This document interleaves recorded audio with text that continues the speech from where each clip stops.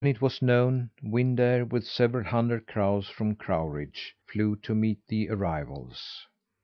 In the midst of the deafening cawing which the crows emitted, Fumle Drumle said to the boy: "You have been so comical and so jolly during the trip that I am really fond of you. Therefore I want to give you some good advice. As soon as we light, you'll be requested to do a bit of work which may seem very easy to you, but beware of doing it." Soon thereafter Fumle Drumle put Nils Holgersson down in the bottom of a sand pit. The boy flung himself down, rolled over, and lay there as though he was simply done up with fatigue. Such a lot of crows fluttered about him that the air rustled like a windstorm. But he didn't look up. "Thumbietot," said Wind Rush, "get up now! You shall help us with a matter which will be very easy for you." The boy didn't move, but pretended to be asleep. Then Wind Rush took him by the arm and dragged him over the sand to an earthen crock of old time make, that was standing in the pit. "Get up, Thumbietot," said he, "and open this crock." "Why can't you let me sleep?" said the boy. "I'm too tired to do anything to night. Wait until to morrow." "Open the crock," said Wind Rush, shaking him. "How shall a poor little child be able to open such a crock? Why, it's quite as large as I am myself." "Open it!" commanded Wind Rush once more, "or it will be a sorry thing for you." The boy got up, tottered over to the crock, fumbled the clasp, and let his arms fall. "I'm not usually so weak," said he. "If you will only let me sleep until morning, I think that I'll be able to manage with that clasp." But Wind Rush was impatient, and he rushed forward and pinched the boy in the leg. That sort of treatment the boy didn't care to suffer from a crow. He jerked himself loose quickly, ran a couple of paces backward, drew his knife from the sheath, and held it extended in front of him. "You'd better be careful!" he cried to Wind Rush. This one was so enraged that he didn't dodge the danger. He rushed at the boy, just as though he'd been blind, and ran so straight against the knife that it entered through his eye into the head. The boy drew the knife back quickly, but Wind Rush only struck out with his wings. Then he fell down dead. "Wind Rush is dead! The stranger has killed our chieftain! Wind Rush!" cried the nearest crows, and then there was a terrible uproar. Some wailed, others cried for vengeance. They all ran or fluttered up to the boy, with Fumle Drumle in the lead. But he acted badly as usual. He only fluttered and spread his wings over the boy, and prevented the others from coming forward and running their bills into him. The boy thought that things looked very bad for him now. He couldn't run away from the crows, and there was no place where he could hide. Then he happened to think of the earthen crock. He took a firm hold on the clasp and pulled it off. Then he hopped into the crock to hide in it.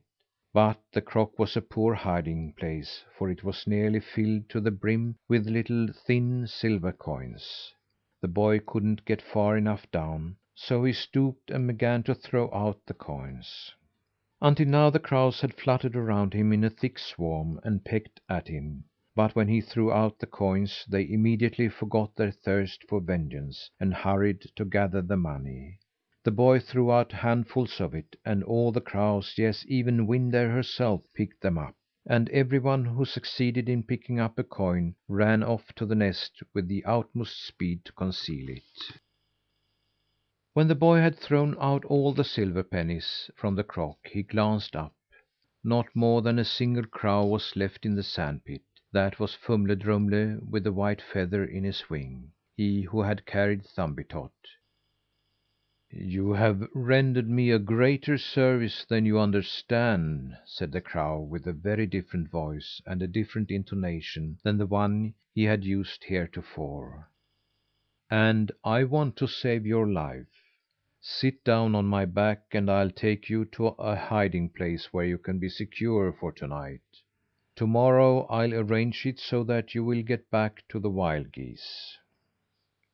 The cabin, Thursday, April 14th.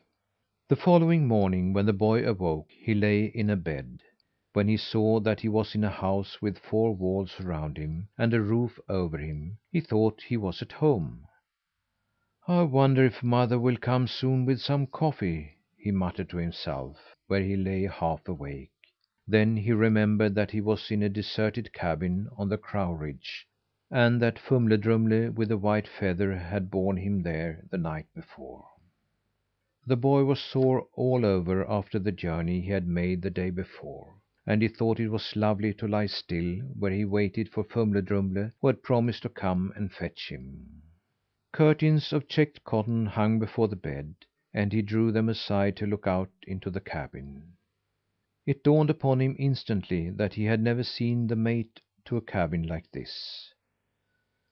The walls consisted of nothing but a couple of rows of logs. Then the roof began.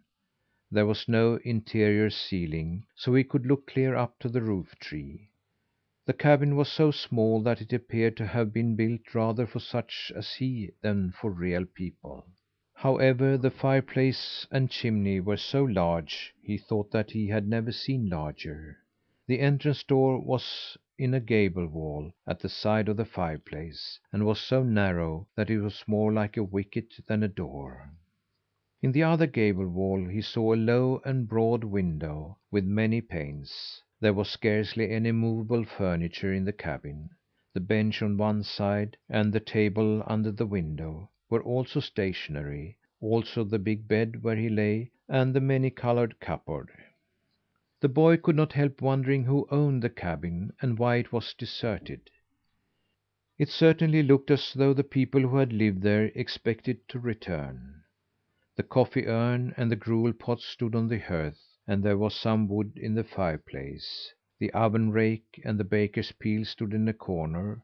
The spinning wheel was raised on a bench. On the shelf over the window lay oakum and flax, a couple of skeins of yarn, a candle, and a bunch of matches.